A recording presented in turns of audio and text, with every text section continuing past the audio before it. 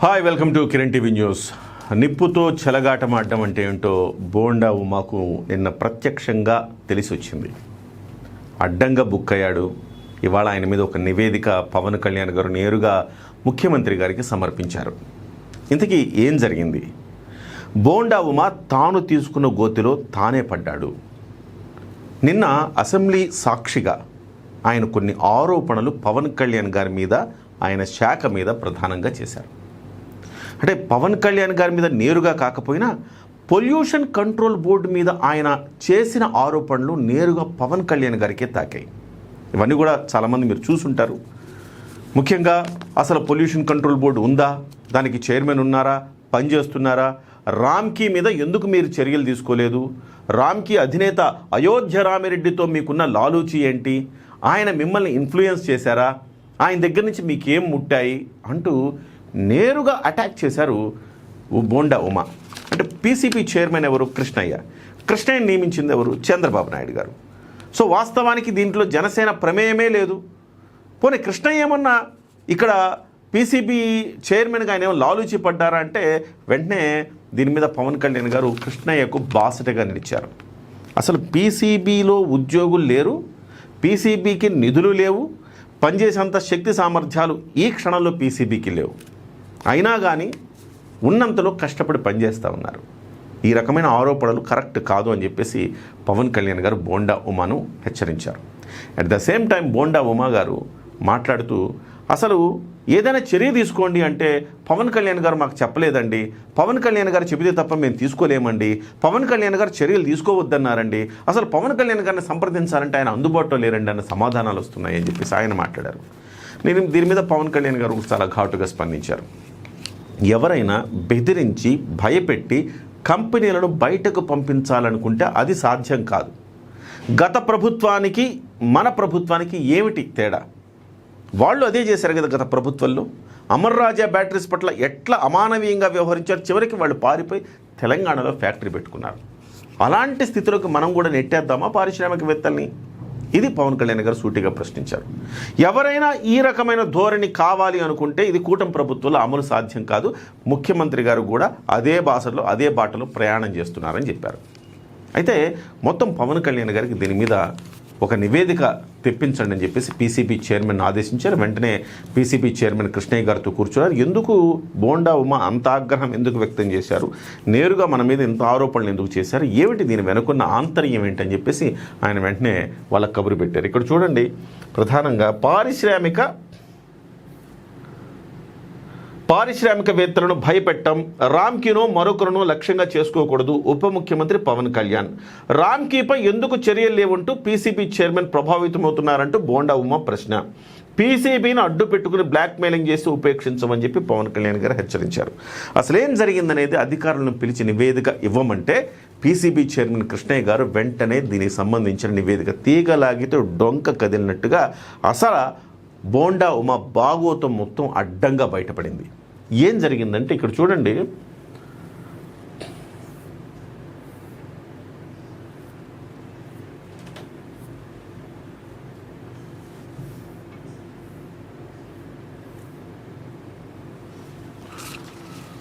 విజయవాడలో Krebs biochemical అని ఒక ఫ్యాక్టరీ ఉంది.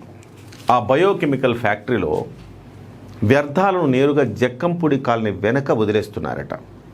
ఆ వదిలేస్తున్నారని పీసీబీకి బోండా ఉమా కంప్లైంట్ చేశాడు. వాళ్ళ కొడుకు హైకోర్టులో దాని మీద కేసు కూడా వేశాడు. సో దీంతో పీసీబీ కదిలింది. ఎస్, బోండా ఉమా చెప్పింది కరెక్టే, ఆ కంపెనీ మీద చర్యలు తీసుకుంటాం అని షోకాజ్ నోటీసులు జారీ చేసింది, క్రిమినల్ కేసులు పెట్టింది. కొన్ని రోజుల తర్వాత వెంటనే ఇదే బోండా ఉమా వచ్చి వద్దొద్దు ఆపేయండి, చర్యలు తీసుకోవద్దు అన్నారు. అంటే ఫిర్యాదు చేసేది ఆయనే, చర్యలు తీసుకోవద్దు అని చెప్పేది ఆయనే. మరి ఎక్కడ ఎవరు లాలూచి పడ్డారు, ఎవరితో లాలూచి పడ్డారు? క్రెప్స్ బయోకెమికల్ నుంచి బోండా ఉమా మీకెంత ముట్టింది? ఇది ప్రజలు ప్రశ్నిస్తున్నారు. ఇవాళ మీరే ఫిర్యాదు చేసి మీరే వద్దంటే ఏంటి బ్లాక్మెయిల్ రాజకీయాలకు పాల్పడుతున్నారా మీరు? ఇదే పవన్ కళ్యాణ్ గారు మాట్లాడారు. పీసీబీకి ఫిర్యాదులు చేసి తద్వారా బ్లాక్మెయిలింగ్కి పాల్పడే వారిని ఉపేక్షించవద్దని స్పష్టం చేశారు. పరిశ్రమల కాలుష్యాన్ని నియంత్రించి నిబంధనలు అమలయ్యేలా చూస్తాం, అంతే తప్ప నిర్వాహకుల్ని బెదిరించి పారిపోయే పరిస్థితిని కూటమి ప్రభుత్వం తీసుకురాదు. గత పాలకుల విధానాలను అనుసరించాలని ఎవరైనా భావిస్తే కూటమి పాలనలో అది సాధ్యం కాదు అని హెచ్చరించారు. దీని మీద వెంటనే చర్యలు తీసుకోవాలి, ఒక నివేదిక ఇవ్వండి అని చెప్పేసి కృష్ణయ్య గారికి ఆదేశిస్తే కృష్ణయ్య గారు ఒక నివేదిక ఇచ్చారు. ఎక్కడెక్కడ ఏం జరిగింది. ఇవాళ నిగ్గు తేలాల్సిన అంశం ఏంటంటే క్రబ్స్ బయోకెమికల్ నుంచి బోండా ఉమాకి ఎంత అందింది. అంటే బోండా ఉమా ఉద్దేశం ఏంటంటే క్రబ్స్ బయోకెమికల్ లాంటి చిన్న సంస్థల మీద చర్య తీసుకుంటారు, కానీ రామ్కే లాంటి పెద్ద సంస్థల మీద ఎందుకు చర్య తీసుకోరు అనేది. రామ్కి మీద కూడా చర్య తీసుకుంటాం, క్రబ్స్ బయోకెమికల్ మీద చర్య తీసుకుంటాం, కానీ ఈ చర్యలు భయపెట్టి పారిపోయేలా మాత్రం ఉండవు. వాళ్లను ఆ నిబంధనలను అమలు చేసేలా మాత్రమే చేయగలుగుతామని చెప్పి పవన్ కళ్యాణ్ గారు చాలా స్పష్టంగా చెప్పారు. అయితే పవన్ కళ్యాణ్ గారు దీన్ని ఇక్కడితో వదలదలుచుకోలేదు. దీన్ని వెంటనే ముఖ్యమంత్రి గారికి ఒక నివేదికను సమర్పించారు. సమర్పించి అసలు ఏం జరిగింది, బయోకెమికల్ నుంచి ఈయన ఎంత ముట్టింది, ఎందుకు ఇలాంటి ఆరోపణలు చేస్తున్నారు, ఎందుకు డిఫేమ్ చేస్తున్నారు, దీని మీద సమగ్ర నివేదిక తయారు చేసి ఆయన మీద చర్యలు తీసుకోవాలని ముఖ్యమంత్రి గారిని కోరుతున్నారు అనేది సమాచారం. అసలు బోండా ఉమా స్థాయి ఏంటి? 2018, 17, 18లో పవన్ కళ్యాణ్ గారు తెలుగుదేశం పార్టీని విభేదించారని తెలిసినప్పుడు గంటా లాంటి వాళ్ళు, అంటే ఒక కాపు నాయకుడిని ఇంకొక కాపు లీడర్తో తిట్టించడం అనేది సహజంగా జరిగే పరిణామమే కదా.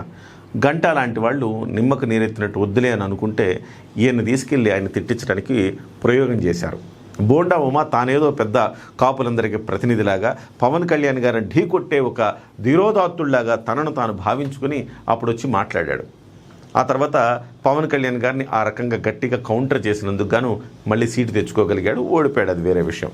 సో ఇవాళ పవన్ కళ్యాణ్ గారిని మళ్ళీ టార్గెట్ చేశారు. రెండు అంశాలు ఇక్కడ ప్రధానంగా. ఒక అంశం ఏంటంటే పవన్ కళ్యాణ్ గారిని నేరుగా టార్గెట్ చేయడం ద్వారా తానేదో తోపునని, తాను కూడా ఒక స్థాయి ఉన్న నాయకుడినని ఉనికి కోసం చేసే ఒక ప్రయత్నం.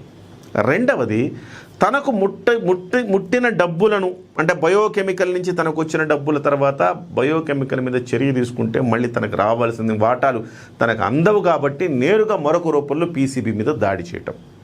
ఈ రెండు లక్ష్యాలతోటి ఆయన నిన్న మాట్లాడినట్టుగా కనపడుతోంది. ఏదేమైనా ఒకటి మాత్రం మనం మాట్లాడుకోవాలి ఇక్కడ. బోండా ఉమా స్థాయి అంతా, బోండా ఉమా అర్హత ఏంటి, బోండా ఉమాకు కాల్ మనీ ర్యాకెట్ గురించి చెప్పండి బోండా ఉమా అని చెప్పేసి ఇక్కడ సోషల్ మీడియాలో ఆయనకి పెద్ద ఎత్తున కామెంట్స్ వస్తున్నాయి. మీ హయాంలో మీరు ఎమ్మెల్యేగా ఉన్నప్పుడు కాల్ మనీ జరిగింది, సెక్స్ ర్యాకెట్లు జరిగినాయి, స్వతంత్ర సమరయోధుల భూముల్ని ఫోర్జరీలు చేసి తప్పుడు పత్రాలు సృష్టించి వేరే వాళ్ళకు అమ్మేసిన చరిత్ర మీదని చెప్పేసి సోషల్ మీడియాలో తెగ హల్చల్ చేస్తున్నారు. అంటే పవన్ కళ్యాణ్ గారిని నేరుగా కామెంట్ చేసేంత దమ్ము, ధైర్యం, స్థాయి బోండా ఉమాకు లేవనేది అందరికీ అర్థమైన అంశం. అలాంటిది పవన్ కళ్యాణ్ గారి మీద ఈ రకంగా మాట్లాడడం ద్వారా బోండా ఉమా ఇవాళ అడ్డంగా బుక్ అయ్యాడు అంటున్నారు. మరి ముఖ్యమంత్రి చంద్రబాబు నాయుడు గారు దీని మీద ఎలాంటి చర్యలు తీసుకుంటారో మనం వేచి చూడాలి.